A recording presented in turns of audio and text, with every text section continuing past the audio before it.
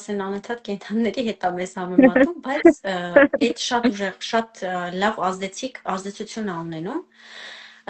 Տեսեք, մարդը ինքը իր ֆիզիոլոգիայով ամենակատարյալ կենդանի օրգանիզմն է։ Ինքը իր ամեն ինչով էվոլյուցիայի պիկն է։ Երբ որ առյուծի ձագը ինքը ունենում է սիմպտոմ, առյուծը պանիկայի մեջ է անգնում, այդ ձագին բժշկի է տանում, ուր է տանում, ինչ է անում, ոչ մի տեղ ինքը ուղղակի վստահում է իրան շրջապատող միջավայրին, բնությանը ու իր երեխու օրգանիզմին, ինքը գիտի, ինքը բնազդի մակարդակով գիտի, որտեղ ոչ մի վտանգավոր բան չկա։ Մարդը իր այս զարգացած,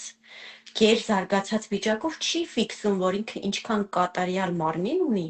ինքը ինչքան կատարյալ հոգեբանություն ունի, ու իրականում իր երեխեն հələ որ այդ քառակուսիների մեջ դեռ չի մտած, ինքը իրանից էլ կատարյալ է, ու ինքը շատ ավելի ուժեղ է, քան իրականում իր մաման։ Հա, Ուղղակի իրականում վստահես այդ process-ին, վստահես քեզ շրջապատող աշխարհին, վստահես քո սրտին, մամայի ոչ թե իր վախերը, մտքերը,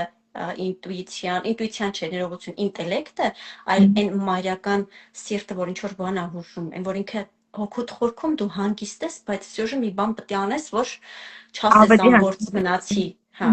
այդ մամայական ներքին ձայնին, որ սովորում ես լսել, ինքը իրականում շատ ճիշտ է միշտ շատ ճիշտ է ինքը։ Այդ բնազդ ասվածը մարդու մոտ շատ ուժեղ է, մարդու մոտ ավելի ուժեղ է, քան մնացած օղակների բնության մեջ եղած։ Ու մարդը իրան շատ ավելի վախկոտ ու ոչ կատարյալ է դրսևորում, քան, ասենք, չգիտեմ, մուկը, հասարակ մուկը, ինքը իր առօրյայում ինչքան պարզ, հասարակ, մի գծից մի գից, ինքը գիտի հստակ շղթան իր կյանքի։